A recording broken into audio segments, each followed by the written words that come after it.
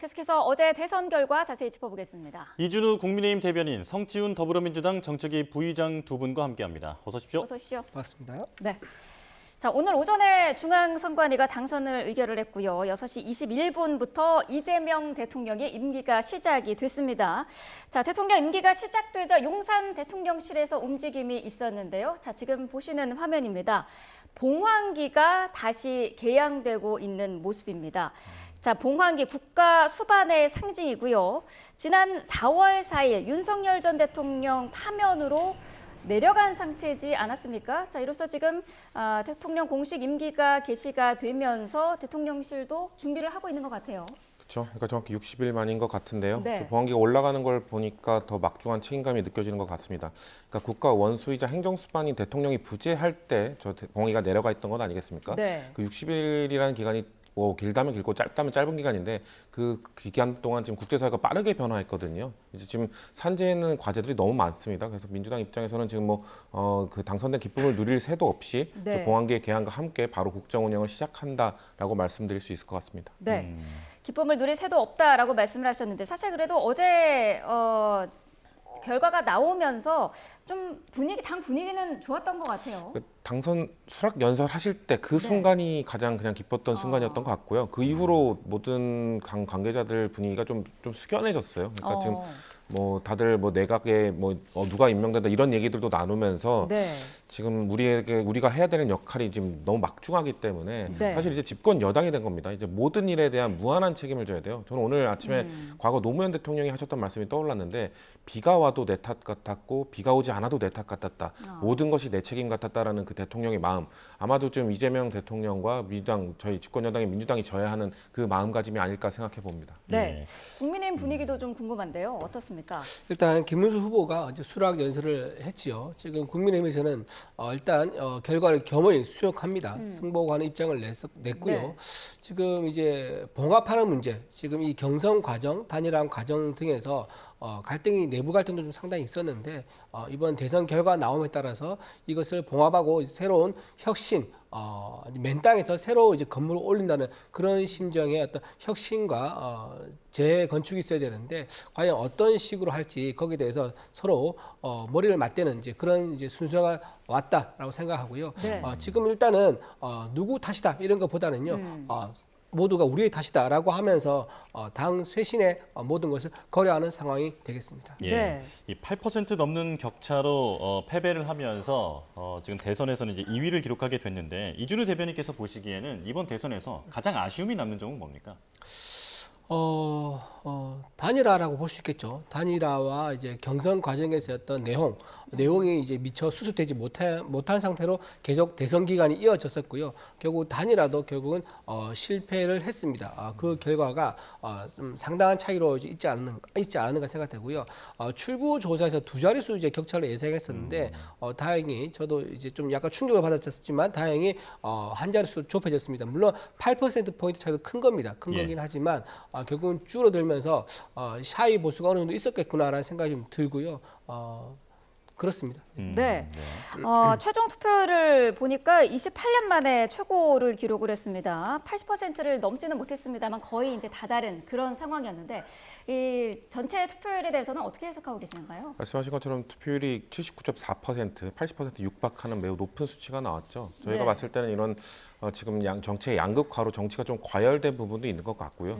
좀 더 분석적으로 접근을 해보면 전체 유권자의 그 연령층이 매우 높아졌습니다. 네. 과거부터 투표율을 분석해 보면 젊은 층보다는 나이가 높아질수록 투표율이 높아지는 양상을 보였거든요. 네. 그렇기 때문에 이 전체 유권자의 그 연령이 높아지면서 투표율도 자연스럽게 상승할 거라는 예측들은 있었습니다만 그럼에도 불구하고 이번 선거는 아무래도 윤석열 전 대통령의 파면으로 치러지는 조기 대선이기 때문에 보수 지지층이 과연 적극적으로 투표장에 나설 것인가, 투표율이 하락하는 건 아니겠는가 이런 예측들도 분명히 있었거든요. 네. 근데 사전 투표율이 낮았던 영남 지역이 본 투표율이 결국 평균치를 회복하면서 80% 육박하는 높은 투표율을 기록한 것은 저는 국민 주권 측면에서는 매우 긍정적인 신호라고 보고 있습니다. 네. 네. 투표율은 80% 가까이 갔지만 지금 이재명 대통령의 득표는 50%를 넘지는 못했습니다. 사실 네. 출구조사에서는 51%대가 나왔었는데 막상 이제 결과를 보니까 49%대였는데요. 이 수치는 어떻게 분석하고 계십니까? 아무래도 좀 견제 장치가 좀 작동한 게 아닌가 싶습니다. 50% 넘으면 정말 이제 행정부가 힘을 이제 받는 거죠. 힘을 받고 이제 거의 모든 것을 다 할 수 있을 건데 국민들 입장에서는 지금 국회가 민주당에서 절대 의석을 차지하고 있는 상황이고 그것 때문에 제왕적 의회 권력이라는 얘기까지 나온 상황입니다. 근데 대통령 권력까지도 과반수가 넘는 힘을 실어주게 되면 제왕적 대통령과 제왕적 의회가 어떤 일을 벌릴지 알 수 있는 불안감도 사실 있는 거거든요. 그렇기 때문에 국민들이 50% 넘는 과반의 득표는 몰아주지 않았던 걸로 보이고요. 지금 이재명 후보는 사실상 2017년부터 이제 대선 주자로 이제 발돋움 했던 분입니다. 예. 그때 대선 경선에 나와서 3위를 했었죠. 그리고 나서 대선 출마한 적도 있었었고요. 이렇게 총 8년 정도 대선 주자로 분류됐던 분이기 때문에 아무래도 김문수 후보 입장에서는 대선 주자가 된 지 불과 몇 개월밖에 되지 않습니다. 네. 엄격히 따지면 한 달 정도밖에 되지 않는 거죠. 8년간 대선 주자로 활동하신 분하고 한 달간 대선 주자로 경선에서 승리해서 나오신 분의 경쟁 자체가 좀 상당히 좀 불리한 상황이었던 건 사실인 것 같고요. 또 하나 이번 조기 대선의 원인이 윤석열 전 대통령의 계엄과 탄핵 때문이거든요. 아직까지도 국민들이 어떤 계엄의 충격에서 완전히 회복되지 못한 상태 이런 것들이 여러 가지 겹쳐가지고 8%포인트라는 차이가 났던 게 아니겠는가 생각해 봅니다. 네. 대통령으로 뽑아주긴 했습니다만 견제 심리도 분명히 작용했다라고 분석을 해주셨는데요. 그래도 역대 민주당계 대통령 중에서는 가장 높은 득표율을 기록했습니다. 이 높은 득표율의 의미를 고한석 기자가 분석했습니다. 집권 세력의 내란 사태에 책임을 묻는 민심이 거셌던 이번 21대 대선. 이재명 대통령은 49.4%를 득표해 87년 민주화 이후 민주당계 대통령 가운데 최다 득표율을 기록했습니다. 2위 김문수 후보를 8.3%포인트 289만 표 차이로 여유롭게 따돌렸습니다. 과반에는 불과 0.6%포인트 모자랐습니다. 민주화 이후 9번의 대선에서 과반 득표를 넘은 건 박근혜 전 대통령이 유일합니다. 1, 2위 격차가 가장 크게 났던 대선은 이명박, 정동영이 붙은 17대. 역대 최소 차이는 직전 20대 대선으로 당시 이재명 후보와 윤석열 전 대통령과의 차이가 0.73%포인트에 불과했습니다. 당선인의 득표율과 1, 2위 격차는 정치 구도는 물론 경제 사회적 환경, 즉 시대상을 반영합니다. 과반 득표를 하게 되면 국민 절반 이상이 선택한 정권이라는 상징성과 정당성을 가지고 임기 초 개혁 드라이브에 힘이 실립니다. 하지만 박근혜 전 대통령이 과반 득표에도 불구하고 경제 민주화 등의 개혁에 실패한 뒤 권위주의로 회귀했던 것처럼 문제는 득표율보다 능력입니다. 결국 과반의 0.6%포인트 모자라는 득표율이 이재명 대통령에게 던지는 의미는 국민 절반을 설득해 국정 운영에 믿음을 쌓아가야 성공한 대통령이 될 수 있다는 얘기입니다. YTN 고한석입니다. 네. 이재명 대통령 전체 득표율에서도 민주당계 대통령 중에는 최다 득표 기록을 세웠고요.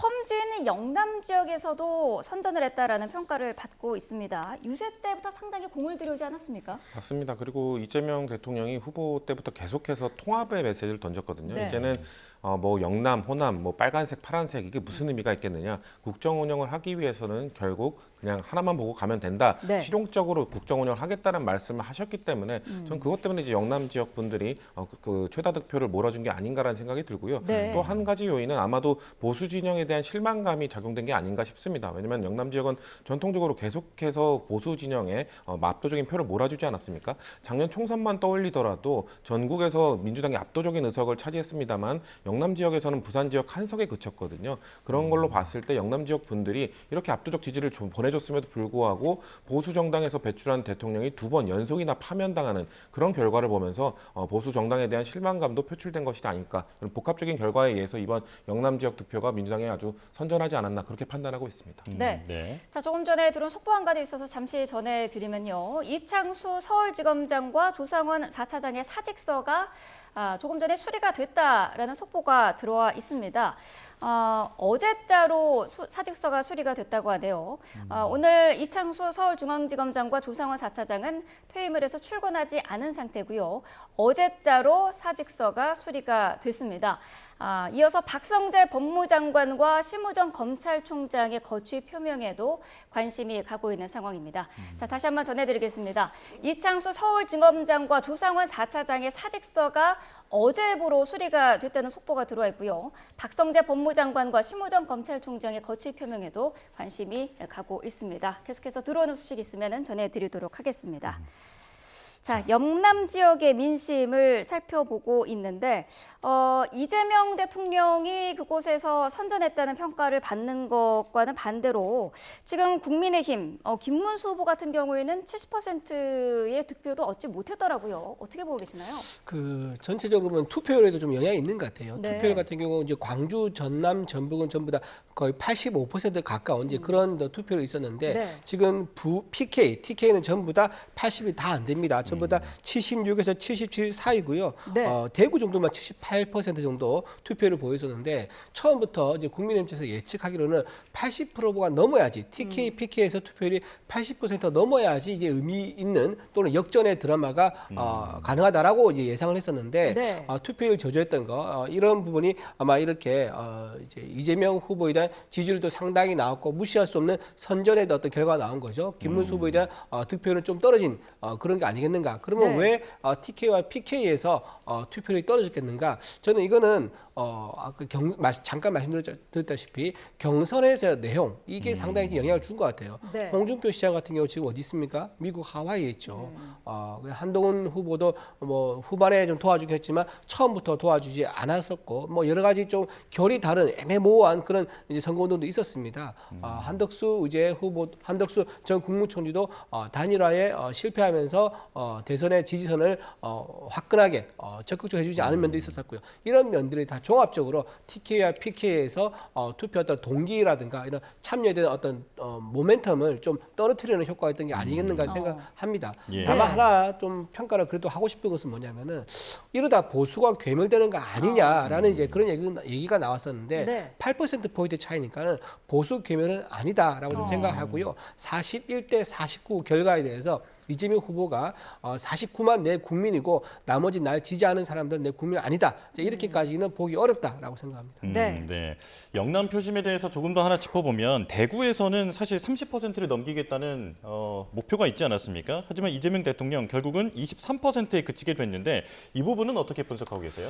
뭐 아쉽죠. 아쉽지만 막판에 좀 보수의 결집이 좀 많이 이루어진 것 같습니다. 왜냐하면 대구 지역이 사전 투표율 때 그 전국에서 최저 투표율을 기록하지 않았습니까? 그렇기 때문에 대구나 뭐 좀 전통적으로 보수 성향이 강한 지역에서는 아무래도 투표 포기층이 많겠다라는 예측도 있었음에도 불구하고 제가 아까 초입에 말씀드린 것처럼 상당히 거의 평균치에 육박하는 투표율로 다시 다 회복이 됐거든요. 그러니까 그 나머지 지역에서는 어떻게 보면 사전 투표까지 3일 동안 투표를 했다면 대구나 영남 지역은 어떻게 보면 하루에 많은 분들이 그렇게 투표를 했다는 것은 상당한 열망이 또 반영된 것이거든요. 네. 그렇기 때문에 그런 보수 진영이 마지막에 좀 어느 정도 결집을 했기 때문에 민주당 입장에서는 목표한 대구 지역에서는 30%까지 목표를 해봤었는데 네. 그 정도 수치를 거둔 건 아쉽습니다만 이렇게 하나하나 좀 그 단계를 높여간다면은 내년 지방선거에서 대구 지역에서도 민주당이 좀 더 많은 의석이나 아니면 많은 기초단체장을 좀 배출하기 위한 그 발판이 마련되지 않았나 저희는 그렇게 봅니다. 네. 국민의힘의 지지세가 높았던 지역 가운데 한 곳이 또 이제 부울경 지역인데 여기서는 이재명 대통령이 40%대 득표율을 얻었더라고요. 이거 사실 국민의힘 입장에서는 굉장히 뼈아픈 부분 아니겠습니까? 부산에서 처음으로 민주당 후보가 40%가 넘는 지지율이 나왔는데 네. 굉장히 뼈아픈 부분이죠. 네. 왜 그러는가 원인 분석이 철저히 해야 되는 거고요. 국민의힘 입장에서는 사실 우리 많은 의원들이 부산 지역에서 국민의힘 의원들이 차지하고 있거든요. 그런 상황에서도 국민의힘이 압도적인 어떤 지지를 얻어내지 못하고 후보가 저렇게 40%가 넘는 지지율 나왔다는 것은 부산 지역구를 둔 부산 이제 국회의원들 좀 반성을 해야 된다. 뭐 제가 말씀드리기 참 조심스럽습니다. 왜냐하면은 네. 우리 당 내에서도 뭐 개파라는 게 있는데 그 개파에서 좀 결이 달라지면서 좀 적극적으로 뭐 투표에 임하지 않은 부분 이런 부분이 있는 게 아닌가 지금 여러 가지 오해와 또는 상상과 억측이 있는 추정을 하는 이제 이런 상황이기 때문에 네. 좀 이제 이번 주가 되겠죠. 좀 시간을 지나면서 PK에서 그 이재명 후보의 지지율이 40% 넘는 이유가 무엇인가 좀 살펴보는 그런 기간은 반드시 필요하다고 봅니다. 네. 예, 이 보수 외연 확장에 효과가 있었다라고 민주당 측에서는 분석할 수 있을 것 같은데 그런데 이 부울경에선 효과가 있었는데 조금 전에 짚어본 대구에서는 좀 낮았단 말이죠. 이 차이는 뭐 때문에 발생했다고 보십니까? 아무래도 좀 저는 막판에 또 대구의 또 상징이라고 할 수 있는 박근혜 전 대통령의 그 지원 유세 이런 것들도 보수 결집에 영향을 줬던 것 같고요. 네. 저희가 또 아까 말씀드린 것처럼 그 보수 정당 출신의 인사들 많이 영입도 하지 않았습니까? 근데 과거에 제가 그 작년 총선 때 영남 지역에서 한석이라고 말씀드렸는데 그 이전에 10석이 넘어갔던 시절도 있었거든요. 네. 그때 대구 지역에서도 뭐 김부겸 전 의원이라든지 이런 분들이 당선된 부분도 있었습니다만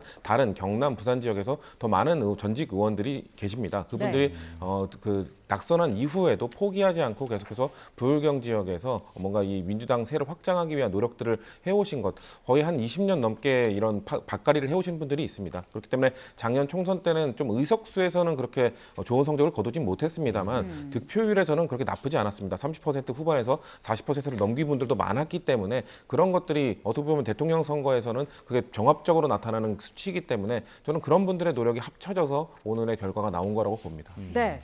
서울과 수도권 민심도 사실 이 당락을 가르는 지역이기 때문에 중요한데 어쨌든 결과는 이재명 후보 쪽에 집중이 됐습니다만은 서울 지역은 득표율 격차가 한 자릿수까지 좁혀진 그런 상태고 인천과 경기에서는 10%포인트 이상의 격차를 벌렸더라고요. 이것도 작년 총선 때랑 좀 비슷한 것 같아요. 그러니까 네. 작년 총선 때 수도권에서 저희가 압도적 의석을 가져갔습니다만 네. 또 득표율을 합쳤을 때는 그렇게 큰 차이가 나지 않았었거든요.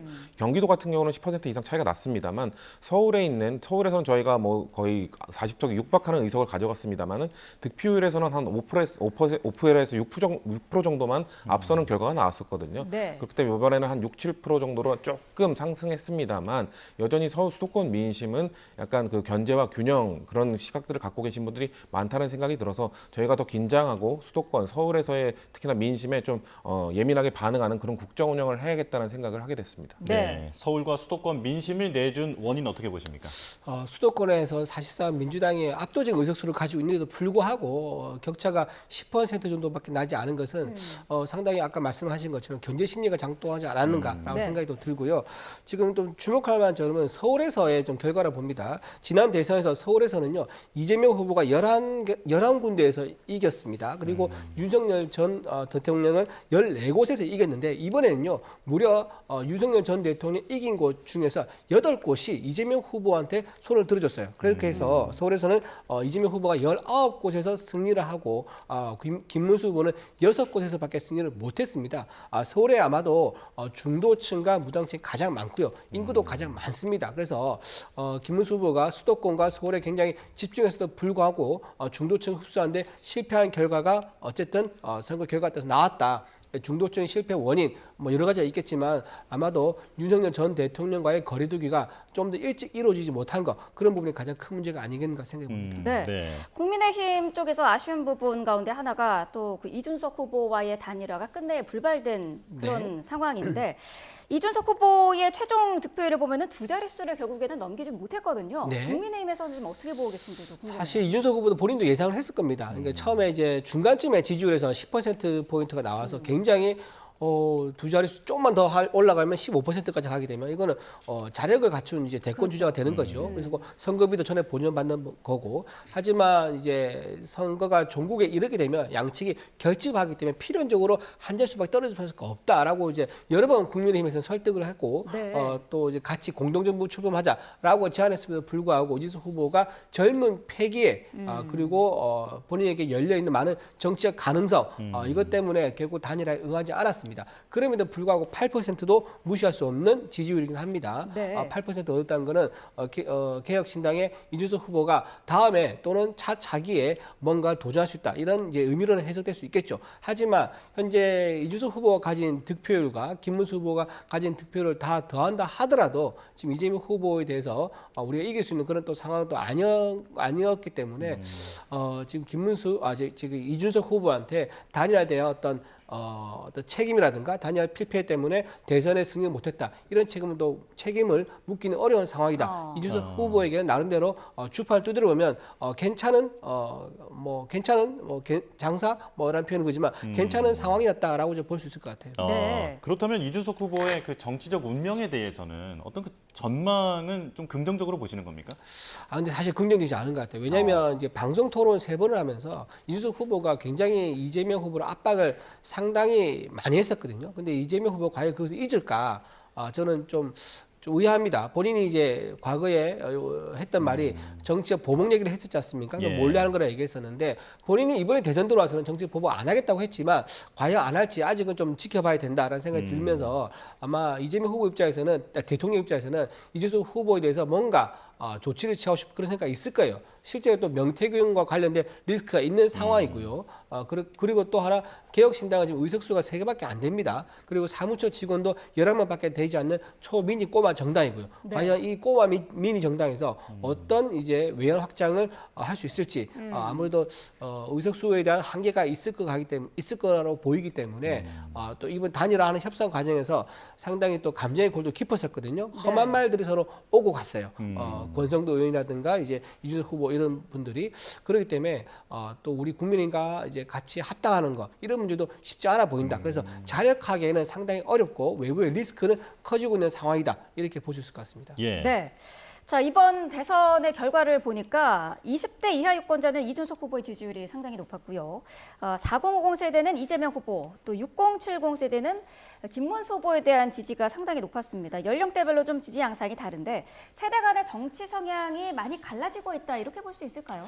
일단 이준석 후보가 그런 식으로 정치 행보를 쭉 해왔기 때문에 2030에서 또 특히 젠더에 의해 갈라집니다. 그러니까 네. 2030 남성으로부터 압도적 지지를 받고 있죠. 그런 것들을 봤을 때는 원래 2030 세대는 좀 민주당 진보 진영 성향이 강합니다. 그럼에도 네. 불구하고 이준석 후보가 본인의 10년이 넘는 정치 행보 동안 2030 남성을 타겟팅해서 집중적으로 그 공세를 해왔기 때문에 저는 근데 거기에 또 확장성의 한계가 있는 것이거든요.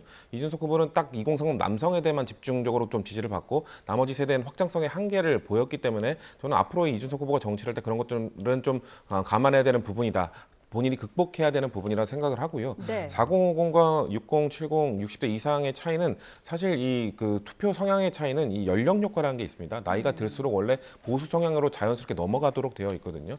2002년 그 노무현 대통령이 당선됐을 때가 기점으로 볼 수 있는데 네. 그때 40대가 거의 반반이었고 50대부터는 그냥 압도적으로 보수 성향이 높았습니다. 근데 그 당시에 이제 또 세대 효과로 설명할 수 있는 86세대 민주화와 독재 시대를 겪었던 분들은 나이가 들어가면서도 계속 민주 진보 성향을 계속 유지하고 있거든요. 네. 그렇기 때문에 그런 분들이 지금 50대 후반에 중후반에서 이제 60대로 넘어가는 단계이기 때문에 아마도 그분들이 아마 완벽하게 60대로 넘어가더라도 그분들은 민주 진보 진영의 지지 성향을 유지하게 될 겁니다. 하지만 이제 또 고령화의 문제가 있기 때문에 그때 되면 이제 70, 80 그 세대들은 여전히 아마도 김문수 후보가 아니라 보수 진영을 지지하는 세대가 높게 나타날 텐데요. 네. 일단 그 지금 세대별로 지금 2030, 4050, 60대 이상 이렇게 갈라져 있는 부분은 지금 민주당 정권에서 이것들을 세대를 어떻게 통합하기 위해 노력할 것인가 고민해야 될 포인트라고 생각합니다. 네. 예. 이 세대별, 성별, 정치적 양극화, 우리 사회의 해묵은 문제라고 볼 수 있는데 앞으로 이런 부분들을 통합해 나가는데 정치권이 힘을 좀 합쳐야 할 것 같거든요. 어떻게 보십니까? 그렇죠. 지금 이제 이재명 대통령이 탄생했기 때문에 이재명 대통령께서 어떻게 정책을 펼쳐가느냐. 그리고 사실 이재명 대통령이 되기 전까지는요. 대선 가는 과정 속에서 상당히 갈라치기라든가 또는 이게 편가르기로 해가지고 자기 진영의 결집을 유지시키는 또는 강화시키는 이런 식의 어떤 효과를 봤단 말이에요. 그렇기 때문에 그런 효과를 봐서 올라온 자리인데 과연 이 효과를 계속 유지하면서 어떤 민주 진영의 어떤 결집을 유지시켜 갈지 아니면 본인이 말한 대로 통합과 포용의 정치를 펼칠지는 이재명 대통령이 하기에 따라 달렸다라고 생각합니다. 지금 네. 이재명 후보가 가지고 있는 이제 대통령 권한이라는 것은 본인이 문제가 있다고 얘기했던 게 대통령의 제왕적 권한이었거든요. 근데 그게 지금 전혀 고쳐지거나 개선되지 않고 있는 그대로 지금 이재명 후보가 올라탔단 말이에요. 그 대통령 권한을 행사할 수 있는 거죠. 예. 그러면은 이재명 후보가 과연 본인이 개인 의지로 그렇게 제왕적 그 대통령 권한을 사용하지 않을지 아니면은 지금이 국민이 이러라고 날 대통령 뽑아준 거다라고 하면서 또다시 갈등과 분열과 또는 청산이란 이름, 그러니까 민주당에서 내란이라는 이제 이름을 붙여서 얘기하고 있지 않습니까? 사실은 내란이 확정되지도 않았는데 내란 청산이라는 이름으로 명목화해서 국민의힘 의원들을 뭐 예를 들면 구속한다든가 수사한다든가 하면서 압박하면서 보수를 또 국민의힘을 괴멸시키는 이런 정치를 하지 않을까 많은 국민들 아마 우려를 하면서 지켜보고 있을 겁니다. 이재명 후보가 어떤 행보를 보일지는 좀 지켜봐야 할 것 같습니다. 예. 네. 자, 이재명 대통령 오전 6시 21분부터 이제 대통령으로서의 공식 임기가 시작이 됐습니다. 지금 합동참모본부 합참의장과 통화하는 모습도 볼 수가 있는데요. 군 통수권은 이미 이양 받은 거죠? 예, 그런 걸로 알고 있습니다. 지금 네. 바로 이 임기가 시작됐기 때문에 사실 준비 기간이라는 게 없잖아요. 네. 그러니까 또 준비 기간이 없는데 저희는 과거에 이런 준비 기간 없이 인수위 없이 국정을 넘겨받은 경험이 있습니다. 2017년 때 박근혜 전 대통령의 파면으로 인해서 조기 대선이 치러졌고 네. 그때도 문재인 정부 때 바로 인수위 없이 치러졌던 경험이 있기 때문에 이번 조기 대선에서 만약에 우리가 집권하게 된다면 바로 즉각적으로 임기를 시작해야 된다는 걸 알고 준비를 어느 정도 해왔습니다. 그렇기 때문에 이재명 대통령께서도 오늘 아마 즉각적인 뭐 인사 조치나 이런 것들을 통해서 바로 국정 운영에 임할 수 있도록 그리고 국민들이 불안해하지 않도록 바로 조치를 취할 거로 보고 있습니다. 네. 예. 오늘 오전 중에 또 국회에서 취임 선서도 할 예정이지 않습니까? 취임식이 아니라 취임 선서라는 표현을 행안부에서 쓰던데 어떤 의미일까요? 아무래도 원래 우리 대한민국 대통령의 취임식 하면은 그 국회 앞에 있는 광장에서 아주 대규모로 열리고 외빈도 초대하고 이런 것들을 다들 떠올리잖아요. 근데 지금 취임식을 할 수 있는 상황이 아닙니다. 네. 2017년 때도 문재인 대통령 취임 때도 그냥 국회 로텐더홀에서 한 500명 정도의 규모로 아주 약식으로 치렀었거든요. 그렇기 때문에 취임식이 아니라 사실상 그 취임 선서 헌법을 읽으면서 아마 그거에 대한 대통령으로서의 그 선서를 하는 그 간소한 절차만 하겠다는 차원에서 취임식이 아닌 취임 선서라는 워딩을 쓴 것으로 보입니다. 예. 네. 자, 그렇다면 취임 선서에 어떤 내용이 담길지도 좀 궁금한데 어떤 내용이 담길지에 대한 예상 그리고 어떤 내용이 담겨야 한다고 보시는지도 의견이 궁금합니다. 본인이 계속 이제 대선 기간 내내 강조했던 통합을 얘기할 것 같아요. 통합을 얘기하고 정치 보복은 없을 거다. 그리고 이제 통상 무역 지금 미국발 이제 통상 무역 전쟁 때문에 상당히 경제적으로 민생이 어려운 상태 아니겠습니까? 오늘 오후에 아마 트럼프 대통령과 정상 통화를 한다고 그러는데 아마 첫 이제 정상 통화를 미국 트럼프 대통령과 함으로 인해서 지금 한미 군사 동맹이라든가 경제 동맹 이런 것들에 이상이 없다는 것을 국민들에게 좀 확인시켜주고 안심시켜주는 그런 행보를 보일 것 같고요. 네. 이어서 저는 시진핑과도 상당히 빨리 통화를 해가지고 그동안 보여왔었던 민주당에서 주장한 겁니다. 민주당이 주장하는 균형 외교라고 하는 것을 빨리 좀 국민들한테 보여주는 그런 행보를 보이지 않을까라고 생각하고요. 다만 좀 한 가지 우려되는 것은 지금 본인이 사법 리스크가 있지 않습니까? 지금 공직선거법 위반 파기 환송심이 지금 현재 와 있는 상태고 이게 6월 중순에 결국 선고한다고 지금 되어 있는 상황인데 이런 문제를 좀 해결하기 위해서 지금 민주당에서 내일 임시국회를 열었습니다. 그래서 네. 지금 국회에서 예를 들면 대통령이 당선되면 재판 중지법이라든가 또는 이제 공직선거법에 위반해서 이제 허위사실 공표 거기서 이제 행위 부분의 조항을 삭제한다든가 이런 부분이 아마 추진될 걸로 보이는데 이런 부분을 만약에 먼저 한다고 그러면 국민들 보기에는 본인이 사법 리스크를 없애려고 대통령이 된 거 아니냐라는 그런 또 오해를 받을 수 있는 거거든요. 그래서 네. 과연 이런 본인 관련된 사법 리스크 또는 입법에 대해서 이재명 대통령이 어떤 선택할지도 국민들이 아마 지켜볼 것이다라고 생각합니다. 예. 네. 내일 임시국회 얘기를 해주셨으니까 이 부분을 질문을 드려보자면은 내일 그 국회에서 내란 특검법, 김건희 특검법, 최상병 특검법 이 세 개 특검법을 상정한다는 게 민주당 입장인가요? 그렇죠. 일단 그 세 가지 특검법은 상정할 가능성이 매우 네. 높고요. 그리고 일단은 내일 임시국회 소집 요구는 했는데 네. 그 임시국회 소집 요구는 국회법에 따라서 2, 3, 4, 5, 6월 이때는 임시국회를 열도록 되어 있잖아요. 그렇기 네. 때문에 다수당의 위치에서 당연히 임시국회를 열어달라고 한 것이고 본회의를 열기 위해서는 여야 합의가 일단 원칙입니다. 그래서 본회의가 지금 여야 합의에 의해서 아직 이루어지지 않고 있다. 결정된 사항은 없다는 말씀드리고 법안 상정과 관련돼서도 지금 민주당에서는 일단 세 가지 특검법은 최우선적으로 처리한다는 게 원칙이고요. 네. 그 이상의 그 형사소법 개정안이라든지 공직선거법 개정안 이런 것들은 아직 당론으로 뭐를 가장 첫 번째 열리는 본회의에 상정할 것인지 이런 거에 대해서는 결정된 바가 없다고 말씀드릴 수 있습니다. 네. 근데 제가 좀 우려스러운 게 뭐냐면은 내란 특검법이라고 이제 하게 되면 그게 과연 민주당이 주장하고 있는 어떤 내란 혐의에 대해서 진실을 밝히자 이런 목적으로 과연 특검법을 추진하겠느냐. 왜냐하면 누구나 이제 상상이 가능합니다. 내년에 뭐가 있죠? 지방선거가 있습니다. 이 내란 특검법을 통해서 내년 지방선거 때까지 1년 내내 내란이라는 이 주제를 가지고 국정에 대한 어떤 아젠다를 이제 몰아가서 국민들에게 이제 내란 관련된 것은 국민의 힘이다라고 이제 각인시키는 정치적 어떤 목적과 수단으로서 내란 특검을 하는 게 아니겠냐는 그런 우려가 있거든요. 그렇기 네. 때문에 저는 내란 특검을 이렇게 속도감 있게 신속하게 추진하는 게 오히려 역풍을 불 수가 있다. 지금 아까 말씀드렸다시피 49%가 이재명 후보를 지지해 준 거고 나머지 51%는 이재명 후보를 지지 안 했단 말이에요. 그러면 이 51%의 국민들을 안고 가는 것도 이재명 대통령에서 중요한 과제입니다. 과연 그렇게 지금 내란 특검이라는 것을 정치적 수단으로 내년 지방선거를 위한 어떤 수단으로 쓰는 것에 대해서 과연 이게 좋은 선택일지 한번 민주당에서 고민을 좀 해야 되지 않을까 싶습니다. 네. 예. 그 부분은 반론을 좀 드려야 될 것 같은데요. 그러니까 네. 내란 특검 이번 선거의 결과를 보면 국민들께서 이 내란과 관련돼서 완벽하게 종식하라는 명령을 내려주신 거라 생각을 하고요. 특검으로 간다 하더라도 특검을 뭐 수개월 그렇게 내년 지방선거까지 끌 수가 없습니다. 우리가 모두 알고 있듯이 특검은 기한이 정해져 있고요. 단기간에 집중적으로 그거에 대해서 수사하도록 하는 것이기 때문에 오히려 내란 특검, 내란에 대한 뭔가 꼬리표를 떼고 싶은 국민의힘의 입장이 있다면은 빠르게 내란 특검을 진행해서 올해 안에 올해 뭐 하반기가 오기 전에 빠르게 이런 것들을 다 해결하는 것이 그 특검의 임기가 종료되도록 하는 것이 오히려 지방선거에 영향을 주지 않고 지방선거 이전에 국민의힘이 갖고 있는 혹시나 내란과 관련된 혐의가 있는 사람들 그런 사람들을 다 정리할 수 있는 기회가 될 것이다라고 좀 말씀드리고 싶습니다. 네. 내란 특검을 하게 되지 않습니까? 그러면 내란 관련된 재판이 중단이 됩니다. 그렇기 때문에 내란 특검 다 끝나고 나면은 내란에 관련된 형사 재판이 시작되면 결국은 내란 특검 하는 자체가 내란에 대한 관련된 이슈를 굉장히 오랜 기간 동안 할 수 있다는 그런 목적이라고 볼 수 없는 거죠. 만약에 네. 이제 막 형사 재판도 같이 하고 내란 특검도 같이 한다고 하면 아까 말한 대로 뭐 올해 안에 다 끝날 수도 있습니다. 그러지 않고 내란 특검을 하게 되면 형사 재판은 그 다음에 이루어지기 때문에 1년 내내 끌 수 있는 이제 그런 부분이 분명히 있습니다. 근데 사실 국민의힘에서는 그동안 뭐 민주당의 여러 특검들을 거부권으로 막아왔습니다만은 이제는 여대 야소 전국이기 때문에 사실 막을 방법은 없지 않습니까? 막을 방법이 없죠. 그러니까 네. 지금 우리 국민의 입장에서 말 그대로 국민만 바라볼 수밖에 없는 상황인 것 같습니다. 원칙과 상식에 이제 따르지 않는 정치를 하신다 그러면 또는 통합 아니라 갈라치기 또 갈등과 보복의 정치를 한다 그러면 아마 국민들이 용서하지 않겠죠. 그러면 그 결과는 내년 지방선거에서부터 국민들이 철퇴를 들고 아마 심판하지 않을까.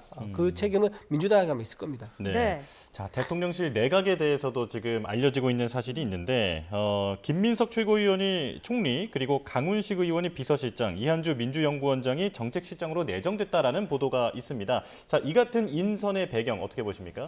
일단 아까도 말씀드린 것처럼 이번 이재명 정부는 인수위가 없습니다. 그렇기 때문에 바로 국정 운영을 해야 되는 상황이기 때문에 아무래도 이재명 대통령과 함께 호흡을 맞춰온 인사들로 국무총리와 비서실장을 내정하신 걸로 지금 보여지고요. 네. 아마 추가 인사들도 곧 발표가 될 텐데 네. 추가 인사들 역시 아무래도 이재명 대통령과 오랜 시간 좀 호흡을 맞춰온 분들 중에서 아마 이루어지지 않을까. 왜냐하면 초기 국정만큼은 지금 인수위 없이 진행돼야 하고 그리고 뭔가 지금 국제 정세가 빠르게 변화하고 있고 우리가 국정 공백 60일이라는 기간 동안 너무 많은 변화들이 있었기 때문에 이걸 빠르게 회복시키기 위해서는 일단 속도감 있게 추진할 수 있는 원팀이 돼야 된다는 차원에서 이루어질 것 같고요. 아마도 그 이후 뭐 2기가 됐든 아니면 그 1기에서의 일부 인사가 됐든 좀 뭐 깜짝 인사라든지 뭐 그 탕평이라는 인사라든지 이런 분들이 될 가능성도 있습니다만 핵심 인사들은 아무래도 호흡을 맞춰온 분들 중심으로 이루어지고 있는 그 기조를 보여줬다라고 보면 될 것 같습니다. 네. 이재명 대통령이 사실 후보 시절부터 해서 청와대로 복귀하겠다라는 의지는 밝혔는데 어쨌든 당분간은 용산 대통령실로 출근을 해야 되잖아요. 그럴 수밖에 없습니다. 청와대가 왜냐하면 일단 국민들께 개방을 했었기 때문에 네. 다시 들어가기 위해서는 이런 보안 문제나 이런 것들을 좀 보완할 게 다시 또 있습니다. 그런 것들이 아마 한 수개월 정도 소요가 될 거라고 보는데요. 최대한 빠르게 그거를 좀 수습을 해야 된다고 보고 일단 또 하나 걸리는 문제가 이제 관저 문제거든요. 그렇죠. 그러니까 대통령 청와대로 갈 경우에는 관저가 안에 있기 때문에 문제가 없는데 지금 한남동 관저를 어떻게 사용할 것인가 이것에 대해서도 지금 이재명 대통령을 비롯해서 지도부에서 좀 심도 있게 논의를 빨리 결정해야 되는 부분이라 지금 사저가 있는 인천 계양에서 좀 출퇴근을 할 수는 없는 상황이거든요. 네. 그렇기 때문에 이거에 대해서 빠른 결정과 정리가 있지 않을까 생각합니다. 네. 예. 자, 조금 전 저희가 리포트로도 전해드렸습니다만 이제 국민의힘 입장에서는 보수 개편에 대한 이야기도 나오고 있습니다. 지금 비대위 체제인데 이제 앞으로 어떻게 전개가 될까요? 일단 뭐 빠른 시간 내에 이제 당 지도부에서 일괄적으로 이제 책임지는 어떤 그런 메시지를 내지 않을까 싶습니다. 단순히 메시지를 내는 게 아니라 책임지는 행동을 하겠죠. 그렇게 하게 되면 아마 이제 국민의 입장에서는 전당대회 모드로 넘어가야 될 겁니다. 그래서 네. 지금 과연 이제 이번 전당대회에서 누가 새로운 우리 국민의힘을 리빌딩할 또는 이제 개혁할 적임자가 되겠느냐 이 문제가 이제 국민의힘의 과제가 될 것 같고요. 지금 또 하나 걱정되는 거는 좀 지난번 경선에서 보여줬던 개파 간의 갈등이 이번 전당대회에서도 또 재현된다 그러면 국민의힘을 지지하는 많은 우파 지지자들이 좀 굉장히 실망할 것 같아요. 그래서 네. 이번에만큼은 정말 모든 걸 내려놓고 우리가 뼈를 깎는 심정으로 쇄신하는 그런 정당 개편이 필요하다라고 좀 생각을 합니다. 네, 알겠습니다. 자, 오늘 두 분 말씀을 여기까지 듣도록 하겠습니다. 이준우 국민의힘 대변인, 성치훈 더불어민주당 정책위 부의장과 함께했습니다. 고맙습니다. 맞습니다.